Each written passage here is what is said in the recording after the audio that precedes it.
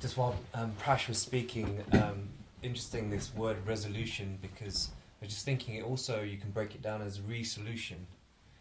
It's almost like we know what the solution is, and resolution is actually we're going to do something about it. That's the way I interpreted that word as well. And I brought a little book with me. I was rummaging around my library at home, and this little book is called Love.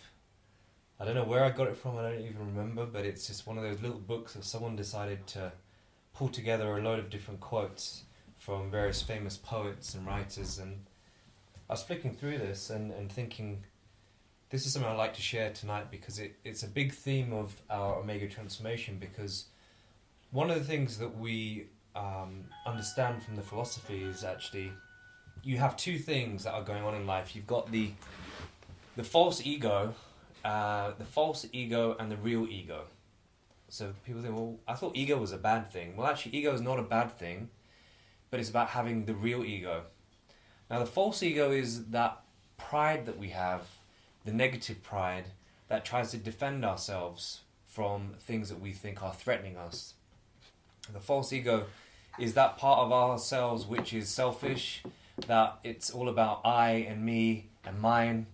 It's the possessive element of our lives, where we feel that this body belongs to me. The objects around this body, the things that I believe I own, they are with me. And even the people in my life, they belong to me as well. I own them. It's that part of ourselves that feels that sense of... Well, there's two things that Gita talks about, two aspects of the false ego. One is the control, desire that we have to control things in the world around us. And the other one is the desire to enjoy. The two aspects of the false ego. And if we really think about all the problems that we think we have in our life, they come down to the frustration of these two desires. That either we want to control something and we're frustrated because we can't, or we want to enjoy something and we just don't have the money to enjoy it, the time to enjoy it, maybe the resources to enjoy it, right? Do you all agree? Yeah. It's usually down to two things. And it even comes down to the point where someone passes away in our lives and we feel completely helpless. We feel completely not in control in that moment, because the very thing that we really want so much, that human being in our life, even that we cannot keep. And the other thing is that when that person passes from our life, it acts as a reminder to us on a deep subconscious level that our time shall also come. So when we're crying sometimes, having experienced loss myself, sometimes at the funeral or even in the mourning period, and we're crying for the loved one, part of those tears is actually not for the individual. Part of those tears are for us. Because there's a part of our own self that actually believes deep down, I'm going to have to give up all of this. No matter how many insurance policies I have, or how many mortgages I have, or how many other such things I have to keep these things, they're not going to be here. And that sense of temporariness is really the root of our fear when we're coming from a place of false ego. So, that's a false ego. The other side is the real ego. And the real ego is based on that belief that I am a servant in this world. That's essentially one of the things that Gita talks about, is that at your very core, the real ego believes I am meant to be of service in this world to other beings. I'm meant to be of service to the world around me, to Mother Nature. For those of you who believe in God, then it's I'm of service to God in whatever shape or form He comes to me in. It's like Mother Teresa would say when people asked her, how is it that you can look after these people in Calcutta? You know, she was in the slums of Calcutta, going through these slums that the sewage would be open, gutters, there'd be people with leprosy. No one else would want to touch them because of the caste system and people's fear about leprosy. And she'd be comforting these people in their final moments. And one of the things that really touched me when I heard Mother Teresa say this in a video was, she said, when I am looking after someone, I'm seeing the face of Jesus. When I'm stroking them, when I'm looking after them, I'm actually seeing the face of my Lord in their body. And for me, in that moment, that person has become Jesus.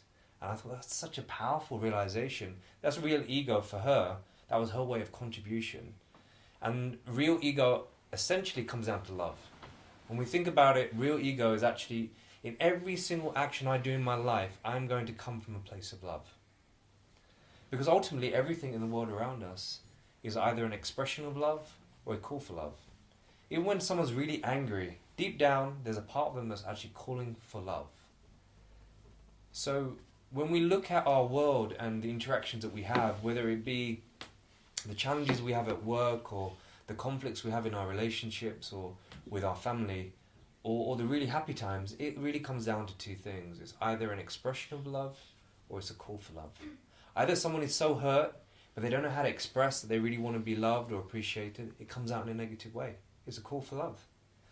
Or someone really wants to give in the world and they want to make a difference. That's called an expression of love. So where are we coming from in our lives? That's the choices that we need to make. And to come from a place of real ego is not that easy, because we're surrounded by an environment that actually doesn't cater for coming from a place of love. It really emphasizes that it's all about me. It's all about you. It's all about I. So that's the reason why meditation is such a key part of our practice. That's why mantra therapy for me is very soothing. It's rejuvenation. It's about reconnecting with really myself and why am I here? What's my purpose? But it's also the very reason that's motivated us to do Omega Transformation. It's something that is our project in order to create a shift in the world through changing the world around us.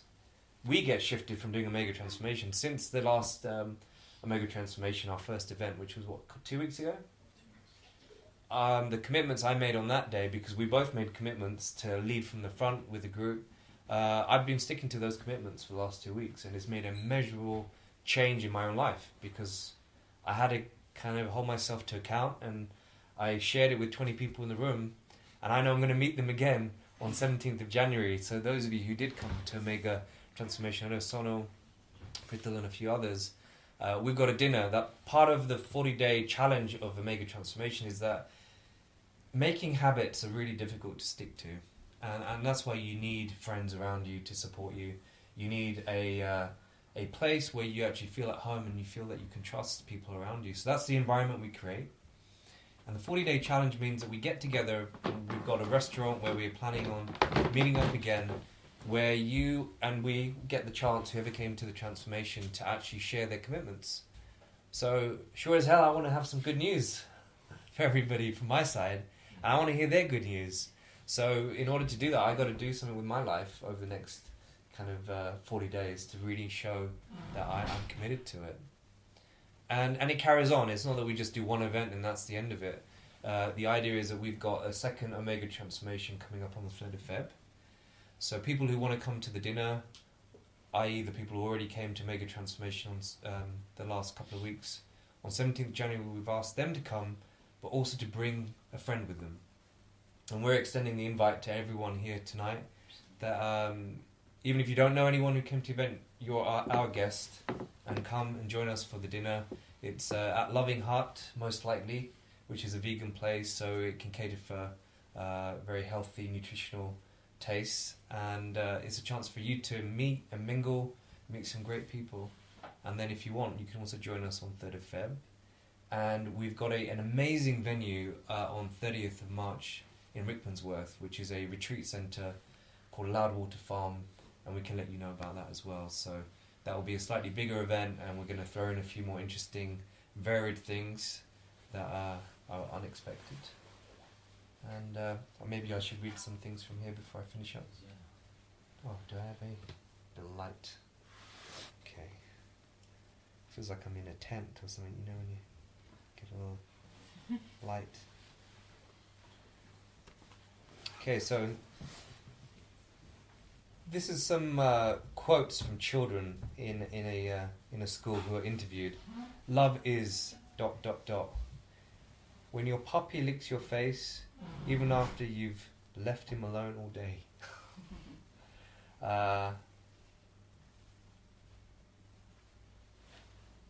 What's in the room at Christmas if you stop opening presents and listen? That's Bobby, 7 years old, said that.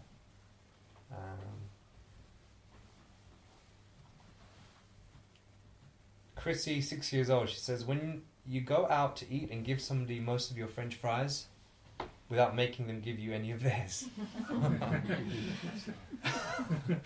So you can see, like, 5-year-old, 6-year-old kids, their idea of love is just the same as ours. It's just put in very simple words, which is often the best. Okay, so I've got a few more quotes.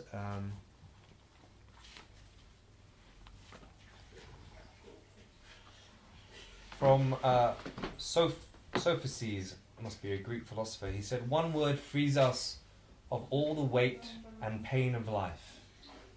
That word is love."